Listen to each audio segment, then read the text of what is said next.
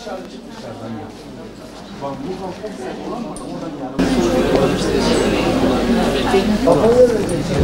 şey olmasın.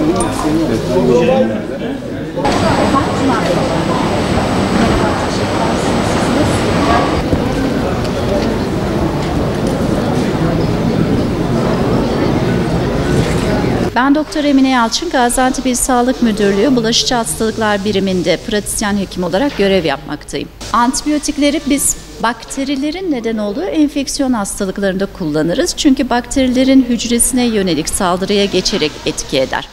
Şu an mevsim geçişleri var. Viral hastalıkları daha sık görmekteyiz. Viral hastalıklarda bizim soğuk algınlığı, nezle, grip dediğimiz viral hastalıklar bakteriyle oluşmadığı için antibiyotikler direkt etki etmezler. Bu nedenle kullanımı gereksizdir. Bu mevsim geçişlerinde sıklıkla adenovirüs, rinovirüs, grip dediğimiz influenza kaynaklı hastalıklar daha sık görülmektedir. Viral hastalıklar olduğu için antibiyotiklerin etkisi yoktur bu hastalıklarda. Biz bu hastalıklarda dinlenmeyi, bol sıvı tüketimini tavsiye ediyoruz. Mevsimsel geçişlerde havaların soğumasıyla birlikte virüslerin vücudumuzda hava sıcaklığı değişiyor, bir miktar düşüyor ve virüslerin üremesi için ideal sıcaklık değerlerine ulaşıyoruz. Bu nedenle bu dönemde viral hastalıklar sıklıkla görülmektedir. Viral hastalıklar damlacık yoluyla bulaşır, yani hava yoluyla bulaşır. Kalabalık yerlerin, kapalı alanların havalandırılması çok önemlidir.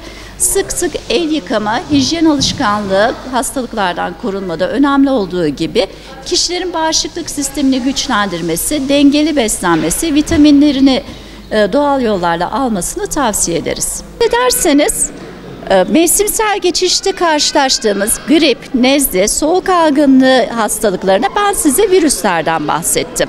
Çünkü karşımıza çıkan etkenler %90 oranında virüs oluyor. Bu durumlarda antibiyotik kullanılmasına gerek kalmıyor. Çünkü antibiyotikler virüslere etki etmezler. Şu dönemde karşılaştığımız bu soğuk algınlığı hastalıklarının %90'ında antibiyotik gereksizdir.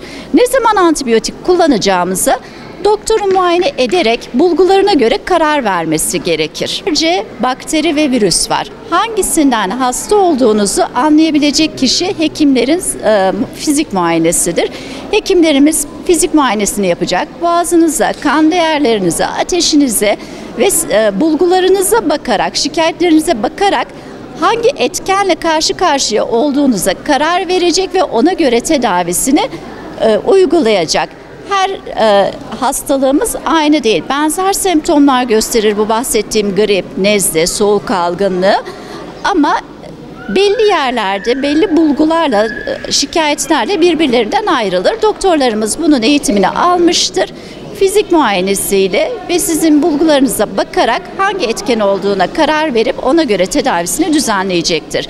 Yani komşunuza iyi gelen bir antibiyotik ya da başka bir ilaç, ağrı kesici vesaire size iyi gelmeyebilir. Hem etkenlerimiz farklı hem de bu ilaçların vücutta yaptıkları etkiler farklı.